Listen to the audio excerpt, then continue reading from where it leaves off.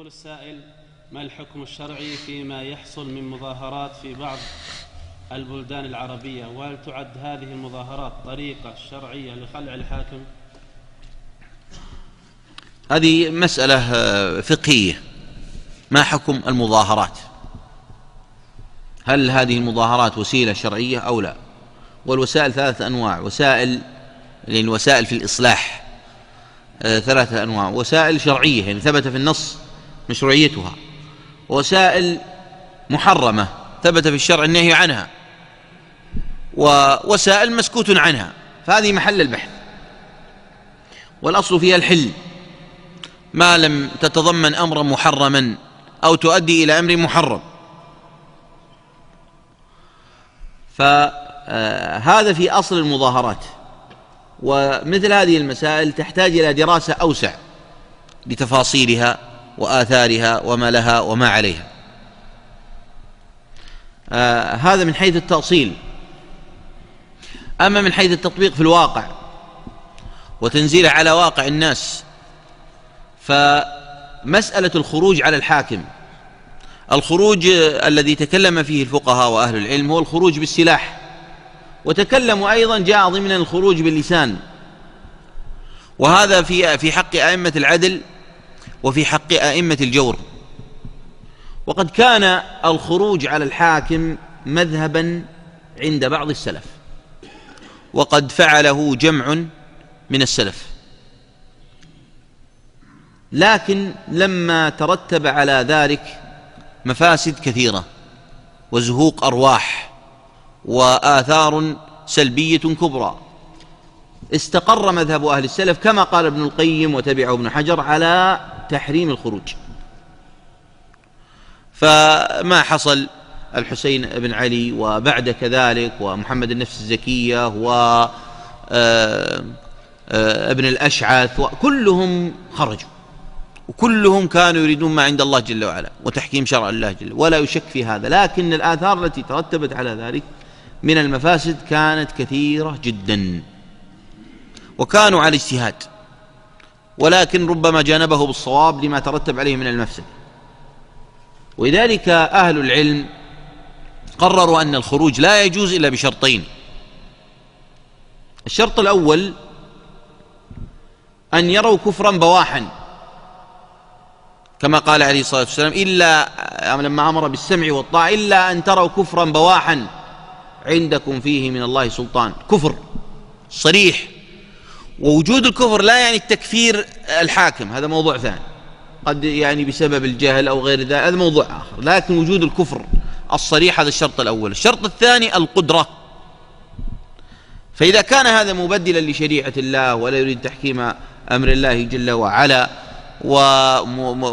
ويصد عن سبيل الله، فلا بد من الشرط الثاني وهو وجود القدرة، ولا يترتب على ذلك مفسدة أعظم، فتتحول البلد إلى قتال وإلى حروب وإلى فوضى وإلى غير ذلك من أنواع الفساد. فهذا يعني يجعل الخروج أمرا محرما. إذن لا بد من تحقيق هذين الشرطين، وتحقيقهما ليس بالأمر الهين، وخصوصا الثاني.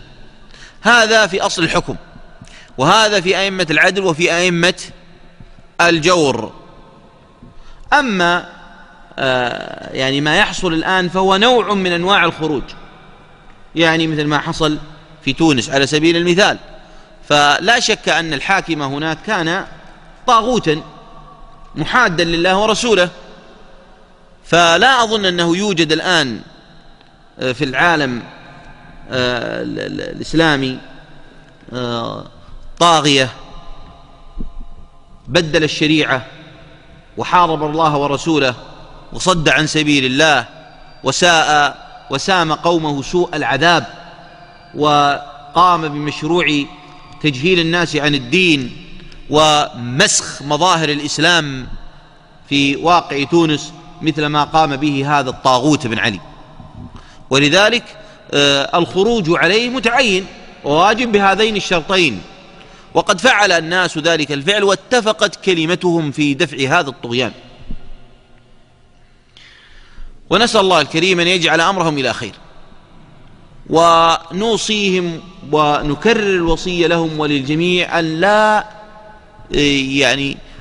لا يرشحوا إلا من يتبنى شريعة الله وتحكيم الشريعة، وأن لا تزل أقدامهم بالانخراط أو الترشيح لأي حزب شيوعي أو علماني أو اشتراكي أو غيرها من الأحزاب المنحرفة الوطنية أو غيرها، وإنما لا يرشحون إلا من يريد تحكيم شريعة الله جل وعلا ويسير على طريقة النبي صلى الله عليه وآله وسلم وأصحابه رضي الله تعالى عنهم ما أمكن ذلك، وإلا فالأقرب والأقرب، يعني فاتقوا الله ما استطعتم. وهذا يرجع فيه الأمر إلى إلى واقع الحال وإلى أهل العلم في تلك البلاد في تفصيل وموازنة بين المصالح والمفاسد. تأتي أيضا بعض الأوضاع هنا في هذه البلاد وعندنا، ولا شك بأن الخروج محرم وضرره كبير جدا مهما رأى الإنسان، لأن البعض قد يقتنع وهذا غير صحيح، لكن يقول لأن الناس بدأت تتكلم وبدأت المشاعر من خلال ما يحصل من فساد إداري وغرق الناس في سيول جدة، وما يحصل من هيجان الشعوب في تونس ثم مصر ونحو ذلك، بدأت بعض النفوس تتحرك وبدأ الناس تتكلم، وربما يستغل هذه الظروف أعداء الدين من الرافضة ونحو العلمانيين ونحو ذلك.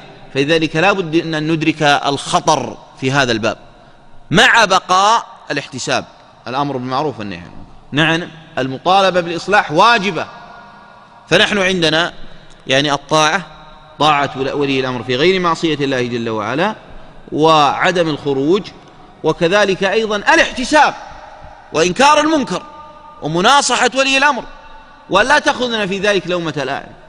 هذه البيعة التي تمت على الكتاب والسنة، الأخطاء موجودة والمخالفات موجودة والمنكرات قائمة، ما العمل؟ الاحتساب والإنكار والنصيحة والتواصل مع المسؤول. وقد يتضرر أناس وقد ينزعج آخرون، لكن هذا الذي أوجبه الله سبحانه وتعالى علينا، وهو القيام بالأمر بالمعروف والنهي عن المنكر. المصيبة حينما يكون الأول والثاني ثم لا يكون الثالث، وهو الأمر بالمعروف والنهي عن المنكر، أو يكون الثالث ولا يكون الأول والثاني، فيحصل الخروج وتحصل المصائب والمشاكل. وإنما منهج أهل السنة والجماعة هو الجمع بينها، وبهذا تستقر الأمور. وأرجو بإذن الله تعالى أن تكون مثل هذه الأوضاع وهذه الأحداث موقظة ومنبهة، وينتبه لها أهل الحل والعقد والقائمون على الأمر بالانتباه والاستدراك.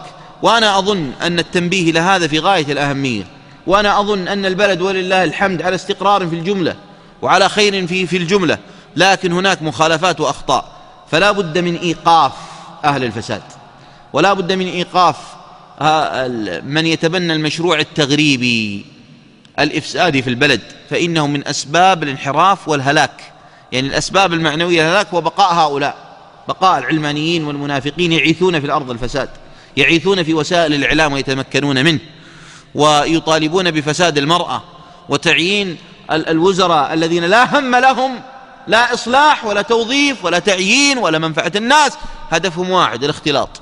يبي يختلط، يبي يحقق الاختلاط، مشروعه الأول والعاشر والأخير والأول كله يدور حول هذه المعاني، معاني الفساد والإفساد، نسأل الله السلامة والعافية.